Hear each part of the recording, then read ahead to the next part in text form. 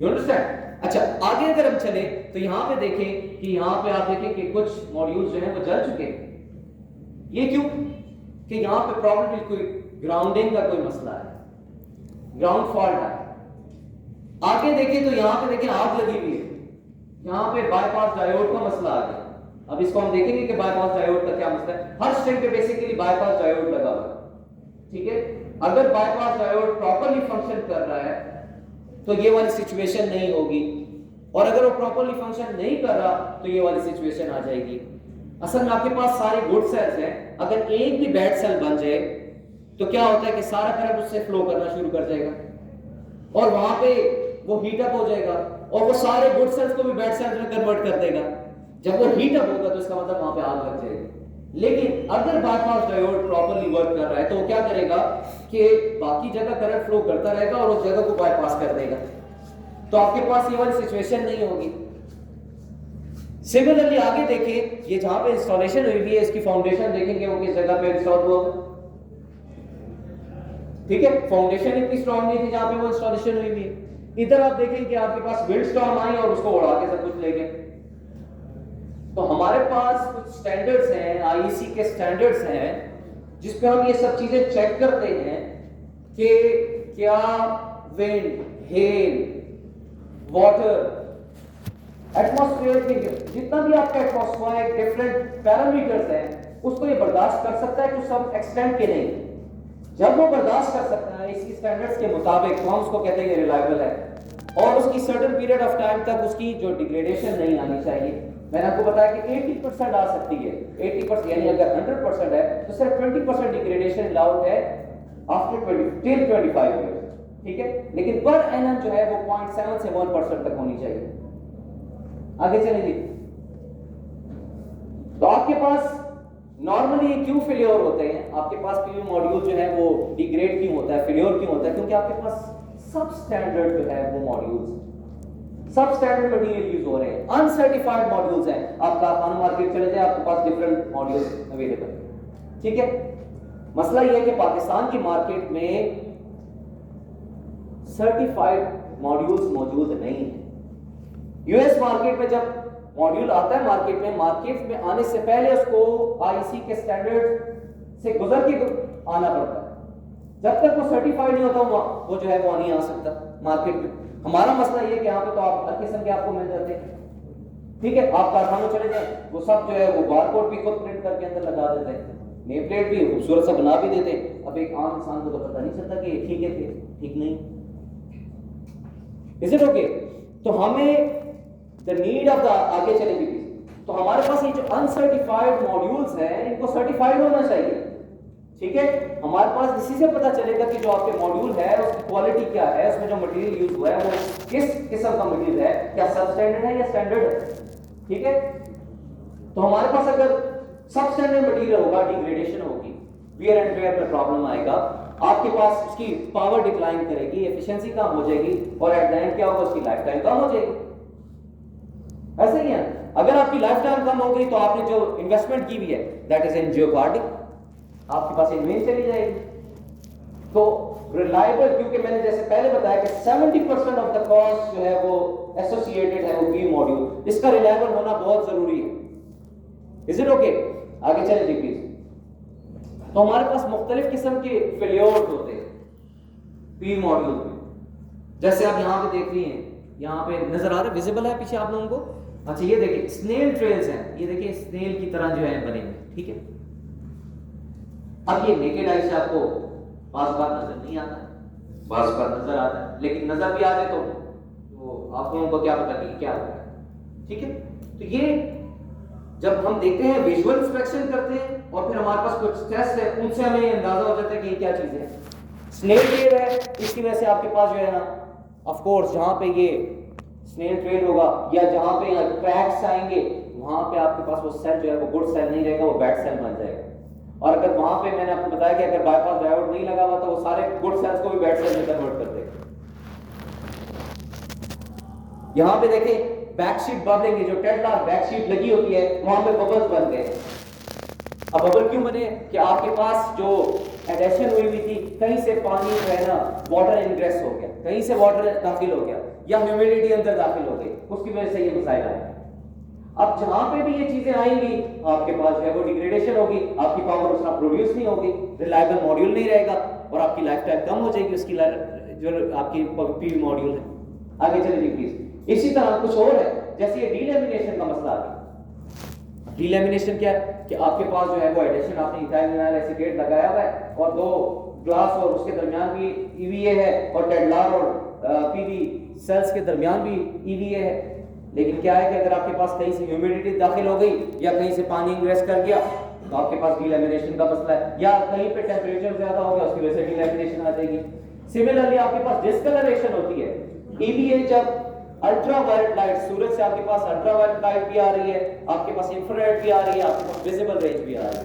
जब ultraviolet light जब ethyl vinyl acetate के साथ रिएक्ट करती है तो आपके पास डिस्कलरेशन आती है, जिसको हम एनकैप्सुलेंट ब्राउनिंग भी कहते हैं, और उसके ऊपर एक ब्राउन लेयर आ जाती है सेल के ऊपर। जब सेल के ऊपर ब्राउन लेयर आ गई तो इसका मतलब यह है कि जब आपके पास फोटॉन्स आ रहे हैं वो पेनिट्रेट नहीं कर सकेंगे। पेनिट्रेट नहीं कर सकते तो इसका मतलब वो एब्जॉर्ब नहीं करेंगे, एब्जॉर्प्शन कम हो जाएगी तो इसका मतलब है कि आपके पास पावर नहीं जनरेट। तो ये encapsulant browning is a very important phenomenon.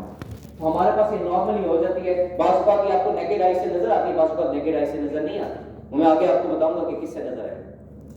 अच्छा, फिर हमारे पास बैकशीट बर्न मार्क्स आ जाते हैं। Again it could be due to bypass diode.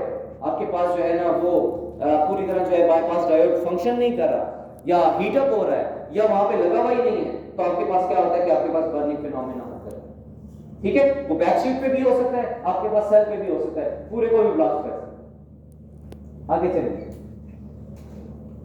इसी तरह आपके पास और मसाइल आते हैं, वायर ब्रेकेजेस हो जाती हैं, आपके पास जंक्शन बॉक्स एडिशन का मसला आ जाता है। इन सब चीजों की वजह से कुछ ना कुछ फर्क पड़ता है, और ये सब कुछ जब फर्क पड़ता है तो वो अल्टीमेटली किस पे फर्क पड़ रहा होता है? पावर पे फर्क पड़ रहा होता है। डिग्रेडेशन हो रही होती है, डिग्रेडेशन होगी तो आपके पास उसकी लाइफ टाइम कम हो जाएगी। तो हमें तो इसको 25 साल तक जो है वो काबिल एतमाद बनाना है कि 25 साल तक ये काम करता रहे। ठीक है, क्योंकि हमने बहुत बड़ी इन्वेस्टमेंट की हुई है। जब हम इन्वेस्टमेंट करते हैं तो हम जाहिर बात है कि किस चीज पे भी हम इन्वेस्टमेंट करेंगे तो हम उसको चाहेंगे ना कि वो अच्छी चीज। आगे चलेंगे तो हमारे पास the need of the hour is to have certified module in the marketplace.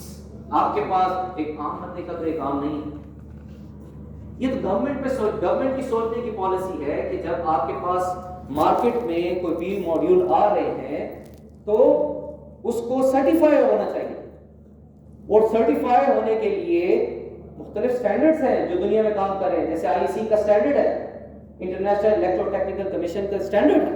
ठीक है, जैसे 61215 है जो मोनोक्रिस्टलाइन और पॉलीक्रिस्टलाइन के लिए हम यूज करते हैं। इसी तरह आईसी 61701 है जो हम साल्टनेस करोजन टेस्टिंग के लिए यूज करते हैं। इसी तरह 61730 है जो हम सेफ्टी के लिए टेस्ट करते हैं। तो हमारी नीड ऑफ द आवर, हमने ऑलरेडी भी गवर्नमेंट के साथ ये चीज टेकअप की है कि हमारे पास जो प्रोजेक्ट्स, जो गवर्नमेंट के प्रोजेक्ट्स लगते हैं उसमें आप रिलायबिलिटी को इंश्योर करें, क्योंकि मेगा प्रोजेक्ट्स होते हैं और अगर ये थर्ड पार्टी से सर्टिफाइड नहीं होंगे तो अल्टीमेटली नुकसान होगा, गवर्नमेंट का नुकसान होगा, अल्टीमेटली आवाम का ही नुकसान। तो इंडिविजुअल लेवल पे भी हमने, मतलब ये आप लोगों को भी अवेयरनेस है और गवर्नमेंट लेवल को भी हमने ये बात बताई कि भाई ये बहुत जरूरी है। अगर आप ऐसा नहीं करेंगे तो सबसे पहले अगर मार्केट में आने से पहले अगर वो सर्टिफाई कर दे तो देखें कि हम लेने जाएंगे तो हमारे लिए काम आसान है, सर्टिफाइड मॉड्यूल मिल रहे हैं। इसी तरह जब वो अपने प्रोजेक्ट्स लगाएंगे तो उसमें भी वो सर्टिफाइड मॉड्यूल यूज होंगे। सर्टिफाइड मॉड्यूल्स का क्या मतलब होगा कि बस वो रिलायबल है। ठीक है ना, आगे चले जी।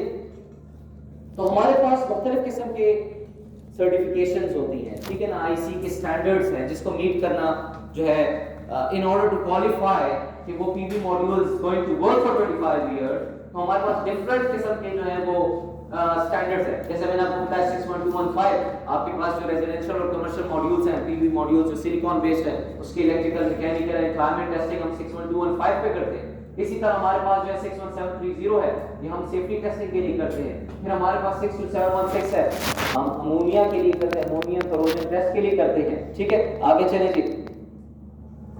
इसी तरह so on and so fourth, जैसे मैंने आपको बताया 61701 है, साल्ट मिस करोजन टेस्टिंग है। साल्ट मिस करोजन का क्या मतलब, आपके पास बहुत सारे मेटालिक पार्ट है, बहुत सारे मेटालिक पार्ट होते हैं सोलर पीवी मॉड्यूल। अब जो मेटालिक पार्ट है, आपको पता है मेटल तो हमेशा ऑलवेज प्रोन टू करोजन होता है, तो पानी के साथ अगर जब भी उसका इंटरेक्शन होगा, या साल्ट बात का, जो ये साल्ट की बात इसलिए हम करते हैं कि हम पानी से भी चेक करते हैं कि कोरोजन तो नहीं होता, और साल्ट को भी इसलिए चेक करते हैं कि बाहर जगह पे जहाँ पे बर्फबारी होती है वहां पे वो साल्टी वाटर डालते हैं, वो जल्दी पिघल जाए, ऐसा ही है ना। तो साल्ट और वाटर का कॉम्बिनेशन इसलिए जरूरी है हम कोरोजन चेक टेस्टिंग करने के लिए, ठीक है, कि क्या ये हम पहले ही टेस्ट कर लेते हैं कि ये जब फील्ड में जाके लगेगा, पानी इस पे पड़ेगा, बारिश होगी, या बर्फ हटाने के लिए हम इस पे नमक वाला पानी डालेंगे, तो क्या वो इसको करोड़ तो नहीं करेगा मेटालिक पार्ट को, ठीक है ना। आपको पता है ना मेटालिक पार्ट एल्यूमिनियम, आपके पास फ्रेम भी है, आपके पास मेटलाइजेशन हुई होती है, जो बस बार्स और फिंगर्स होती हैं जिसमें इलेक्ट्रिकल जो है इलेक्ट्रॉन्स को, पहली चीज जो हम करते हैं वो क्या करते हैं कि हम किसी भी मॉड्यूल को चेक करने के लिए सबसे पहली चीज जो की जाती है वो फ्लैश टेस्टिंग होती है। फ्लैश टेस्टिंग का क्या मतलब है कि हम उसकी आईवी कर्व को जनरेट करते हैं। आईवी कर्व से क्या पता चलता है, हमें शॉर्ट सर्किट करंट पता चल जाता है, ओपन सर्किट वोल्टेज पता चल जाती है, और उसका पावर पता चल जाती है। अब इससे हम ये अंदाजा लगाते हैं कि जो पावर हमें मिलनी चाहिए क्या वो मिल रही है, क्या जो एक्सपेक्टेड पावर है वो एक्चुअली पावर मिल रही है कि नहीं मिल रही। तो अगर तो मिल रही है तो फिर तो दैट इज गुड इनफ, अगर नहीं मिल रही तो हमें पता चलता है कि something is wrong, something is wrong. अगर हमें एक्सपेक्टेड पावर ज्यादा है और जो हम इंटेंडेड, जो एक्चुअली पावर हम उससे ड्रेन आउट कर रहे हैं वो हमारे पास कम है, तो इसका मतलब है कि something is wrong. From this test we know something is wrong but we do not know what is wrong. इससे हमें यह पता चल जाता है कि समथिंग इज रॉन्ग। अगर आपके पास जो है पावर, जो इंटेंडेड पावर थी वो नहीं मिल रही, इसका मतलब समथिंग इज रॉन्ग, लेकिन हमें यह नहीं पता कि क्या रॉन्ग। उसके लिए फिर हम मजीद आगे जाते हैं। अगर आगे चले तो प्लीज, हमारे पास एक टेस्ट होता है जिसे हम कहते हैं इलेक्ट्रोलुमिनेसेंस टेस्टिंग। आपके पास नेचुरल फिनोमेना क्या है कि सूरज की रोशनी आती है और इलेक्ट्रिसिटी प्रोड्यूस होती है, पावर प्रोड्यूस होती है। इसमें एग्जैक्टली हम अपोजिट करते हैं। क्या करते हैं, हम इलेक्ट्रिसिटी देते हैं, हम करंट और वोल्टेज देते हैं और इससे हम लुमिनेसेंस जनरेट करते हैं और फिर हम उसको कैप्चर कर लेते हैं ईएल कैमरे के जरिए। तो इस जस्ट लाइक एन एक्सरे, आपने एक्सरे देखा ना, ये बिल्कुल एक्सरे की तरह की तस्वीर आ जाती है। तो उससे हमें अंदाजा हो जाता है। अगर यहाँ पे आप देखें कि ये सारा एक गुड सेल है, इसमें कहीं पे भी आपको एनॉमली नजर नहीं है। यहाँ पे हमें जो है ये ब्रोकन जो है सेल नजर आ रहा है, यहाँ पे भी थोड़ी सी हमें मसाइल नजर आ रहे हैं। मैं बहुत डीप इसलिए नहीं जा रहा क्योंकि ये सिर्फ अवेयरनेस के लिए है, ठीक है ना, आप लोगों को समझ आएगी क्या चीज है। वरना अगर मैं इस पे टॉप देना शुरू कर दूं तो घंटा इस पे भी लग जाएगा। तो ये हमारे पास देखें कि यहाँ पे बैड सेल हमें पता चलना शुरू हो जाता है। ब्रोकन सेल हो, माइक्रोक्रैक्स हो, या हमारे पास कोई भी ब्रोकन इंटरकनेक्ट्स हो, वो हमें इस इलेक्ट्रोलुमिनेसेंस उसकी जो एक्सरेज है उससे पता चलता है। Is it okay? तो ये हमारे पास एक टेस्ट है जिससे हम अंदाजा लगाते हैं कि कोई सेल तो नहीं ब्रोकन, कहीं पे माइक्रो क्रैक तो नहीं है, कहीं पे किसी और किस्म की मेटालिक पार्ट पे तो कोई मसला नहीं आया हुआ, इंटरकनेक्ट पे तो कोई मसला नहीं है। तो हम इस टेस्ट से चेक कर लेते हैं। आगे चलिए प्लीज। फिर हमारे पास आ जाता है थर्मल इमेजिंग। अच्छा, इसमें हम क्या करते हैं कि हमारे पास आईआर कैमरा होता है, थर्मल आईआर कैमरा होता है, थर्मल गन भी उसे कहते हैं हम, और हम उसकी तस्वीर ले लेते हैं, ऑपरेशनल पीवी मॉड्यूल की तस्वीर लेते हैं, ठीक है। हम उसको कनेक्ट करके लोड के साथ और उसकी तस्वीर लेते हैं और वो कैमरा हमें मुख्तलिफ जगहों पे टेम्परेचर्स बताता है। और अगर सारा तो टेम्परेचर ऑलमोस्ट सेम है with a difference of 1-2 degree Celsius तो कोई मसला नहीं।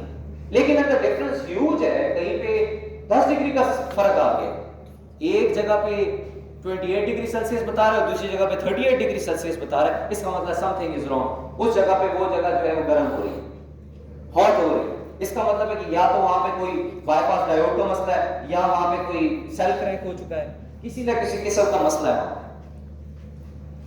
तो वहां पे फिर हम इससे चेक कर लेते हैं कि बाईपास डायोड को अगर हमने चेक करना है कि वर्किंग में है कि नहीं है, सारा मॉड्यूल जो है, कहीं पे तो हॉटस्पॉट तो नहीं क्रिएट होने वाला।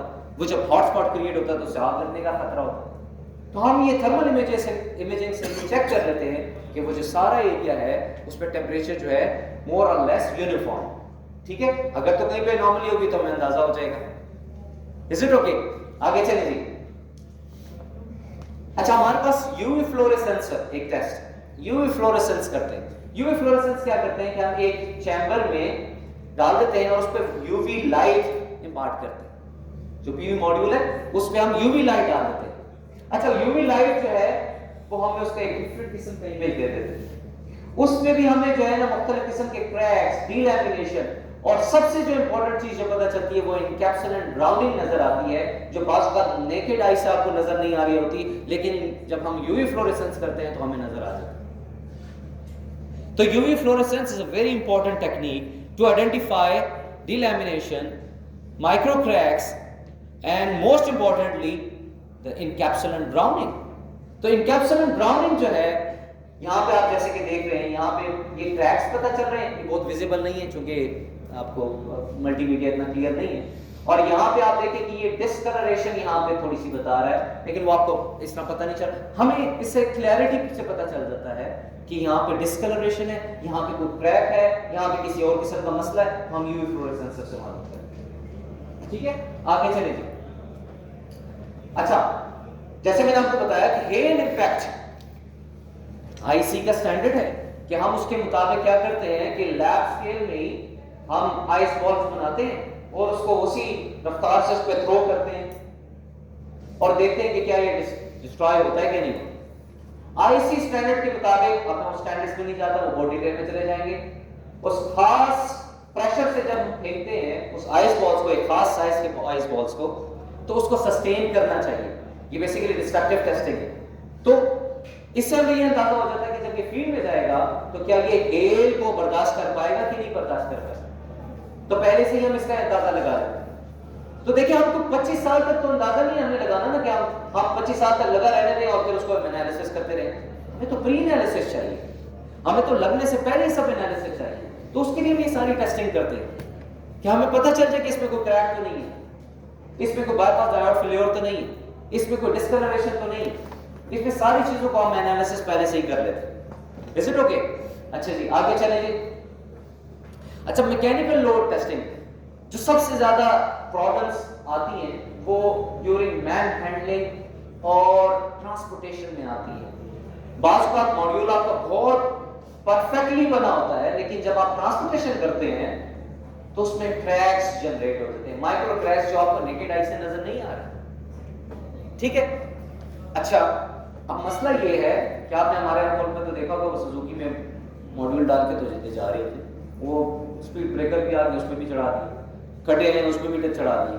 वो जितनी दफा लगता है ना उसमें कुछ ना कुछ मसला जरूर आ गया। तो इसके लिए स्पेशल जो है वो ट्रांसपोर्टेशन होती है जिसमें उसको फिक्स किया जाता है और फिर उसको लाया जाता है। ठीक है, लेकिन सब अब उसकी डिटेल में नहीं जाते, ये तो हमारे मुल्क का मसला है। हमें जो मैकेनिकल मैन हैंडलिंग और ये जो बम्प्स वगैरह को डील करने के लिए हमें आईसी स्टैंडर्ड कहता है कि इसको 2400 पास्कल वेट प्रेशर बर्दाश्त करना चाहिए।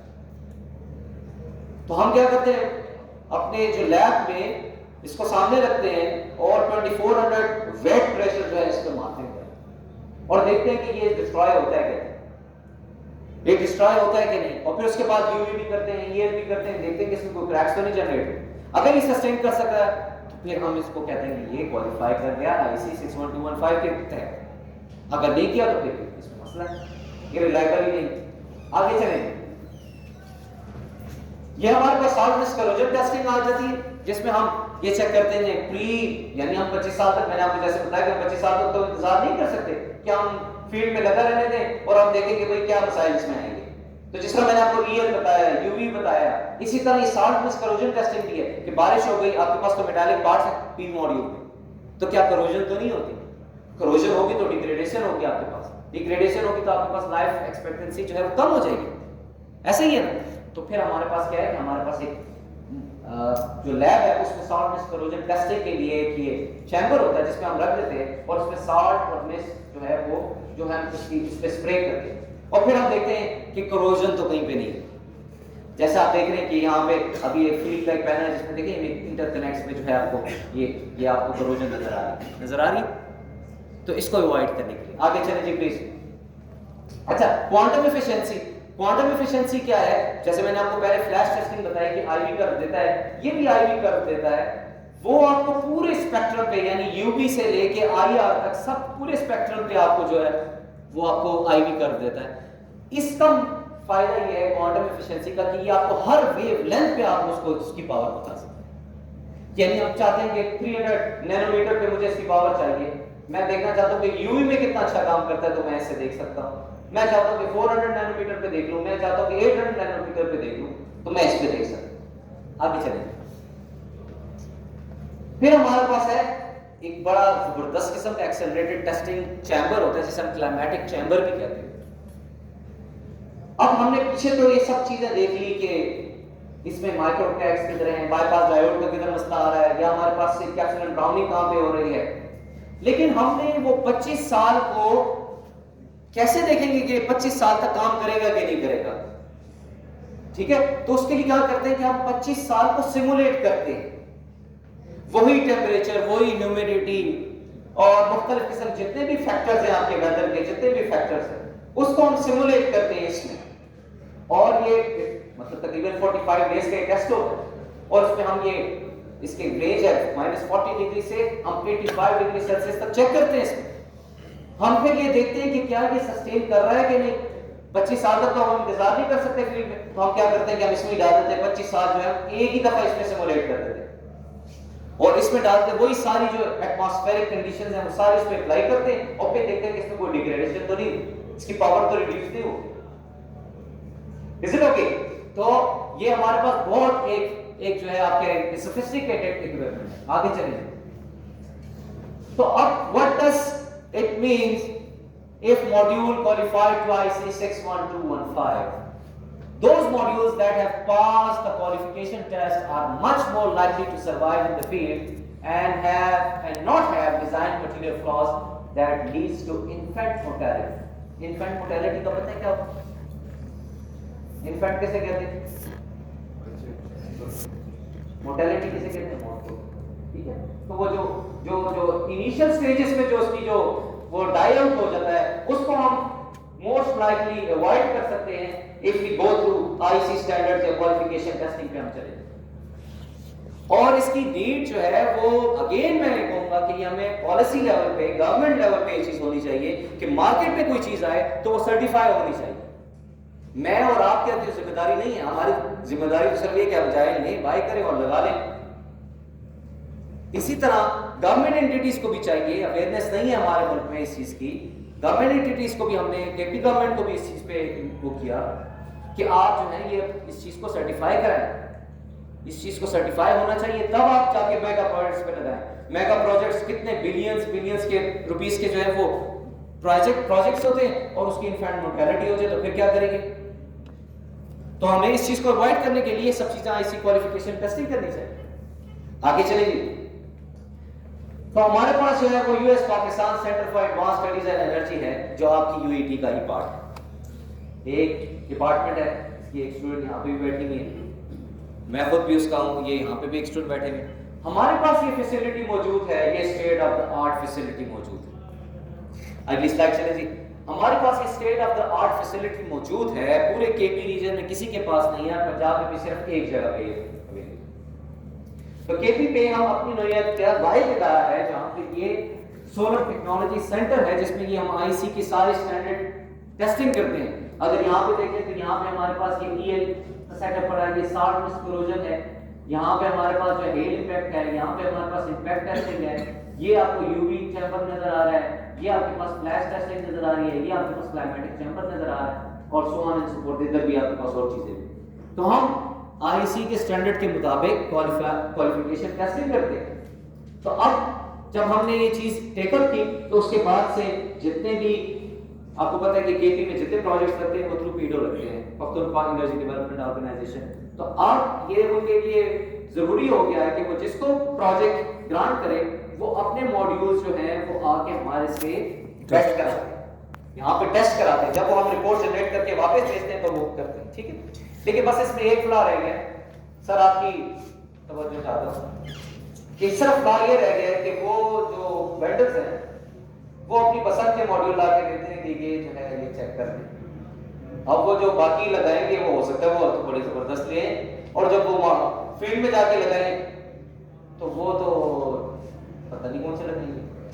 तो इसके लिए जरूरी होता है कि सैम्पलिंग सैम्पलिंग समझते हैं, रैंडम सैम्पलिंग, और वो भी हमें करनी होगी, तो फिर ये चीज ठीक होगी। लेकिन बादल ना खासा समहाउ उस पैटर्न, उस जगह पे हम आ गए हैं, हो सकता है आने वाले वक्तों में हमने इस चीज की तरफ भी तवज्जो मबजूल करवाई है कि हमें अपनी मर्जी से उनके वेयर हाउस में जाके रैंडमली पिक करने दें, सैम्पलिंग करने दें, और फिर हम चेक करके आपको बताएंगे, तब उन्होंने पैटर्न जो है वो मॉड्यूल जो है आप अलाउ करेंगे फील करें। तो आधा काम हो गया, आधा काम रह गया, ठीक है। अच्छा जी आगे चलें। तो ये मेरी आज की अवेयरनेस जो है, आप कह सकते हैं कि एक तो नॉलेज भी शेयर